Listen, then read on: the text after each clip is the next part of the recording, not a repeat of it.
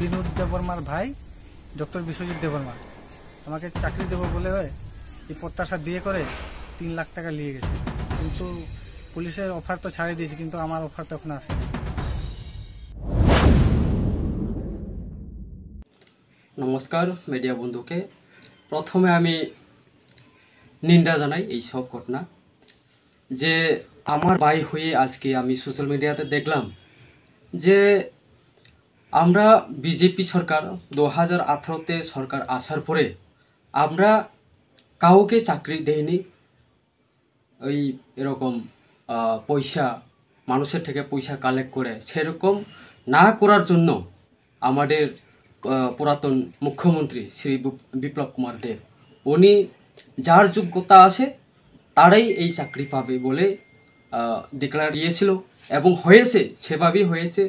যাই সিপিএম হোক, যাই কংগ্রেস হোক, মোদিজির সবকা সাথ সবকা বিকাশ সবকা প্রয়াস, সেই ক্ষেত্রে আমরা যারা যুব সমাজকে আমি বলতে চাই, যারাও এই ঘটনা ঘটেই থাকে বা সেটা আমার বায়ু হয়ে থাকে, তার আমি নিন্দা জানাই এবং এই প্রতি আমি যাতে ভালো করে তদন্ত হোক বা কে পিছনে রয়েছে তাদেরকেও আমি প্রচেষ্টা যাতে হয়, তার শাস্তি হয়, পিছনে কে আসে তাদের তদন্ত ভালো মতে হয়ে মানুষের পাশে যাতে বেরিয়ে আসে।